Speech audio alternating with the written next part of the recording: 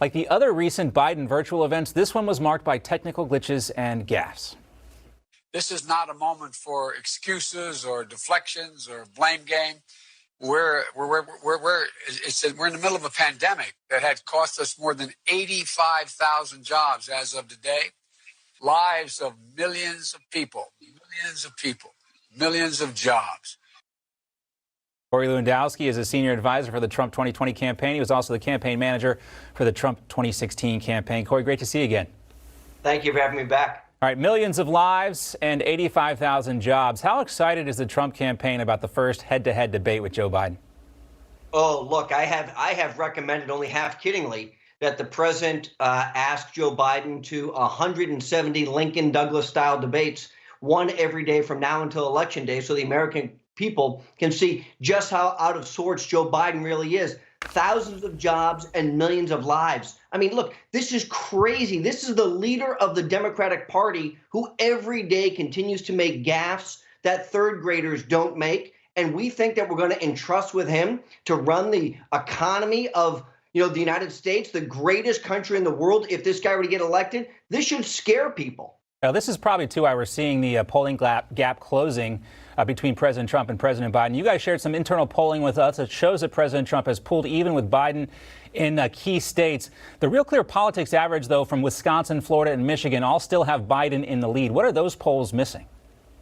What they're missing is that hidden Trump voter that we've talked about so often. Look, the media has chastised people for being Trump supporters. We've seen it time and time again, whether it's the kid from Covington, Kentucky, who wore a Make America Great Again hat and then was excoriated because of it. Now he's very rich, by the way. Or others, the people who answer these phone calls from these survey individuals don't want to admit they're voting for Donald Trump. But when they get into the sanctity of the ballot box, they're there and they turn out in record numbers. We've seen it at rallies. We saw it 4 years ago when Donald Trump won in 2016. We'll see it again in 2020.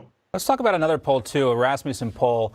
It found that, let's see, we got the information here, that 28% of likely Democratic voters say their party should find somebody besides Joe Biden to be at the top of the ticket. I thought it was also telling that the same poll had 18% of Democratic voters saying they're undecided on who should lead the Democratic Party. We're this far into it. He's the nominee. Well, the presumptive nominee at this point. Why do you think those numbers are so bad for Biden? Well, we know that they stole this thing from Bernie Sanders, just like they did 4 years ago. The Democrats see exactly what the rest of America sees, which Joe Biden is not a leader anymore. We call him Beijing Biden because of the way he has cozied up to China for the last 50 years while he's been in elective office. We know that Biden Inc., which is the family business of getting rich, has done very well under his elected office experience. And I think the Democrats are saying there is no way this guy can take on Donald Trump, neither on the debate stage nor on the issue of creating jobs or bringing our economy back from this pandemic. So they're looking for someone else. There's been a lot of talk about Governor Cuomo stepping in or others. And now we're seeing that the Democrats may not actually have their convention because this is in the tank for Joe Biden. Well, when you look at the stats on the coronavirus response, specifically for Governor Cuomo with the per capita deaths and cases, his approval numbers just boggle the mind. They're way too high if we're grading on that metric. Also, that same Rasmussen poll we talked about said 23% of likely Republican voters think they should find somebody other than President Trump to top the ticket. Only 7% are undecided. That does seem pretty high for an incumbent president. Do you agree?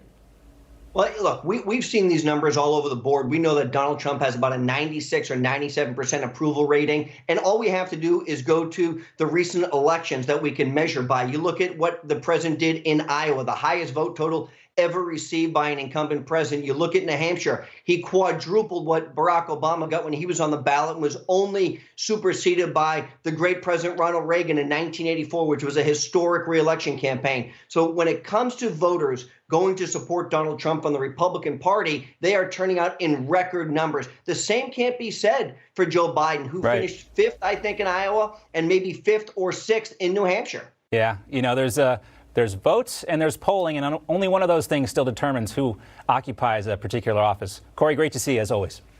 Thank you. You just watched Newsmax TV, America's fastest growing news channel, now in 65 million homes. Get Newsmax TV on all the major cable systems or go to newsmaxtv.com and click on the Find Newsmax tab to locate us. Remember, Newsmax TV, we're real news for real people.